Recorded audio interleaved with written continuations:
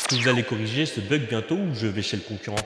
Ah là là, cette douce musique du lundi matin dans la boîte mail du CSM. Si t'es Head of CS ou CSM toi-même, tu sais exactement ce que ça fait. Cette petite montée d'adrénaline dans ton cerveau où tu vas activer tous les scénarios à la fois. Est-ce que je transmets au support? Est-ce que j'en parle à l'équipe produit? Est-ce que c'est un bug connu ou un bug inconnu? Est-ce que j'apporte une réponse honnête ou une réponse diplomatique?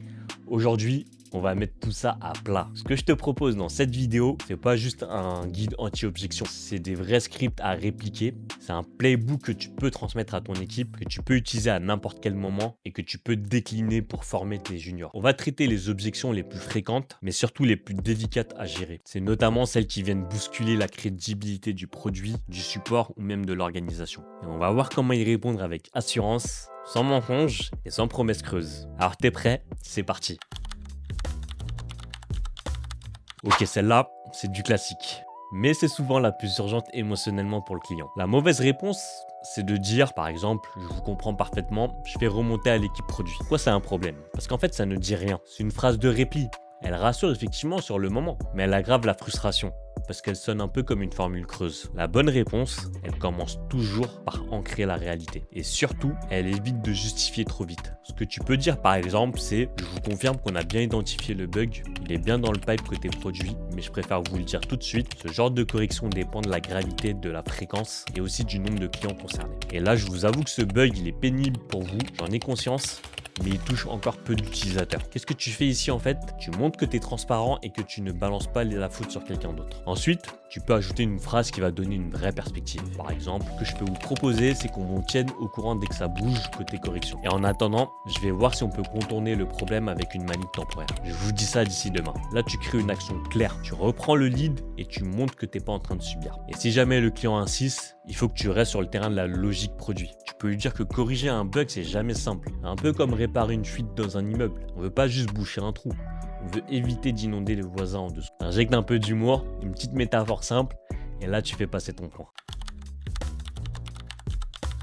Alors là, on a la fameuse fonctionnalité évidente. Et ça, c'est un peu dur, parce que le client, souvent, il a pas tort. Mais là encore, ce qui fait la différence, c'est le positionnement. Le pire réflexe, c'est juste de dire que tu vas faire une demande de feature ou que tu vas faire remonter à l'équipe produit. Ce que tu peux dire à la place, c'est par exemple, tu sais quoi, ce besoin-là, je l'ai déjà entendu 2 ou 3 fois cette année. Je comprends totalement que ça paraisse évident pour toi, mais notre logique aujourd'hui côté produit, c'est vraiment de valider chaque évolution en croisant 2 éléments. D'une part, combien de clients la demandent, et d'autre part, quel impact concret ça a sur l'usage. Là, en fait, tu lui montres que tu bloques pas. Tu es en train de lui expliquer votre méthode. Tu montres que c'est pas arbitraire ou selon la gueule du client. Et tu peux enchaîner aussi avec, par exemple, je vais quand même le documenter précisément de mon côté avec le cas d'usage exact que tu vas me partager. Et comme ça, j'aurai vraiment des éléments ou des arguments très puissants pour le faire pousser en interne. Là, tu montres que tu vas faire remonter avec un impact et pas juste uniquement avec un clic. Et si tu veux aller encore plus loin, tu peux proposer un temps d'échange avec un product manager. Si évidemment tu en as la possibilité, ça va te permettre de faire exister la voix du client dans l'entreprise. Et ça, c'est aussi le boulot du CSM. Là, cette troisième objection, elle est un peu plus insidieuse. C'est pas un bug ni une feature, c'est vraiment une perte de confiance dans la promesse produit. Et souvent, ça cache un problème d'alignement initial ou alors un client mal qualifié. Mais c'est pas le moment d'aller engueuler ton équipe sales. Par contre, ce que tu peux répondre, c'est par exemple, ok, je vous propose qu'on reprenne un à un les objectifs que vous aviez prévus au début. On regarde ensemble concrètement ce qui bloque et à quel endroit l'outil complexifie ou limite les choses. Pourquoi c'est fort de procéder comme ça? Parce que là, tu nies pas le ressenti. Tu proposes une revue structurée et actionnable. Là, pour cette quatrième objection, tu vas entrer dans un terrain qui va être un peu plus politique. Ça va être la gestion de la mémoire collective, surtout du côté du client. Souvent, en fait, ils ont envoyé un mail, parlé au support ou même parlé à l'ancien CSM qui a peut-être pas noté l'information. Et forcément, pour eux, c'est quelque chose qu'ils ont déjà prévenu. Ce que tu vas faire ici, en fait, ça va être de recadrer avec du tact. Tu peux dire, par exemple, merci de me le rappeler. Franchement, j'avais pas la trace de cette alerte dans mon historique, donc c'est peut-être passé ailleurs. Mais maintenant que j'ai l'info, je vais revenir vers toi avec une réponse claire, même si elle n'est pas parfaite. En fait, tu vas montrer ta réactivité sans nier leur frustration, qui est normale, qui est légitime. Tu vas rappeler la réalité sans être trop dans la défensive. Et parfois, évidemment, une réponse honnête vaut 1000 formules. Tu vas pas inventer une excuse non plus. Tu peux dire ce point est passé à travers et c'est pour ça que je le reprends avec toi. Parfois, la sincérité, c'est très puissant. Et souvent, dans le business, c'est rare. Donc n'hésite surtout pas à l'utiliser. Alors ce genre d'objection, elle vient souvent en période de renégociation ou alors après une démo réalisée par un concurrent. Ici ton but, ce n'est pas de chercher à vendre mieux, c'est de recentrer sur la valeur réelle. Tu peux répondre, c'est clair que sur le marché, tu trouveras des outils avec des fonctionnalités différentes. La vraie question, c'est est-ce que ces outils vont vraiment te permettre de résoudre tes problèmes? Ou est-ce que ça va simplement te donner l'impression d'avoir plus de fonctionnalités? Là, en fait, tu changes de terrain. T'invites à une comparaison fonctionnelle mais raisonnée. Et tu peux même oser aller plus loin. Tu peux lui dire, ok, si tu veux, on peut regarder ensemble une ou deux features précises que tu as vues ailleurs et on voit si on peut les adresser autrement ici. Ça t'évitera de changer d'outil pour chaque nouveauté. De cette manière-là, tu montres que tu es ouvert, que tu ne bloques pas. Et surtout, tu ramènes la discussion sur l'usage réel et pas le fantasme sur de la nouveauté. Alors celle-là, elle fait mal parce qu'en fait, elle touche vraiment à la légitimité même de ta solution. Et là, en tant que CSM, tu peux un peu avoir l'impression d'être pris en otage entre le prix fixé par la boîte et les sales et la valeur perçue que le client ne ressent pas. Mais attention, c'est pas en fait une conversation sur le prix.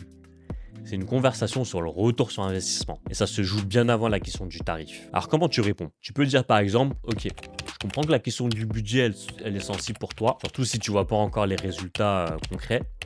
Ce que je te propose, c'est qu'on refasse un point déjà sur les objectifs initiaux, sur les usages actuels et surtout ce qu'il te reste à accomplir pour maximiser l'impact de notre solution. Ce que tu fais ici, en fait, c'est de recentrer la discussion. Tu ne défends pas un prix, tu défends un potentiel. Et tu montres que le ROI, c'est un effort commun et pas juste une promesse magique. Et après, tu peux enchaîner avec une phrase qui change la posture. Tu peux lui dire par exemple, la valeur de l'outil, elle se mesure pas seulement avec ce qui est mis en place aujourd'hui, mais surtout à ce qu'on peut encore faire. Et souvent, ce qui fait la différence, c'est l'écoute des recommandations qu'on te partage. Là, tu ouvres une discussion sur la co-responsabilité. Tu lui fais comprendre que lui aussi, il a un rôle à jouer pour que le ROI se concrétise. Et là, on arrive au cœur du sujet. En tant que Head of CS ou Team Lead, c'est aussi ton rôle d'outiller ton équipe pour qu'elle puisse démontrer cette valeur. Parce que si tu peux pas montrer des indicateurs de ROI, par exemple le gain de temps, le gain d'argent, les économies réalisées, alors tu laisses le champ libre à la subjectivité de ton client. Et ça se retourne très vite contre toi. Donc non, répondre à une objection prix, c'est pas sortir une fiche tarifaire et croiser les doigts. C'est sortir un tableau clair qui va dire voici ce qu'on fait ensemble actuellement, voici ce qui reste à activer et voilà ce que ça peut générer. Si t'as pas encore ces éléments à présenter à ton client, c'est probablement le bon moment de les construire. Alors j'aimerais rajouter aussi une dernière nuance importante. Il y a des moments où tu vas pas avoir la bonne réponse.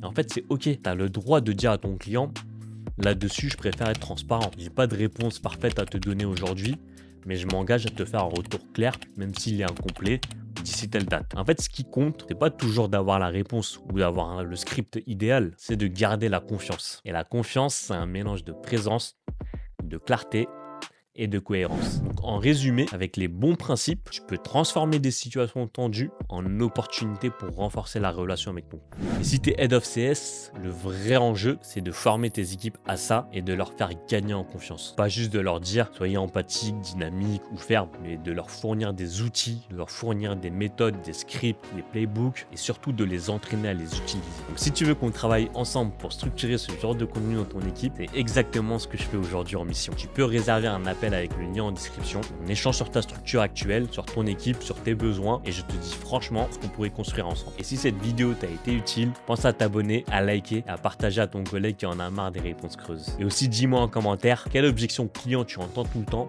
et que tu veux que je traite dans une prochaine vidéo. D'ici là, reste malin.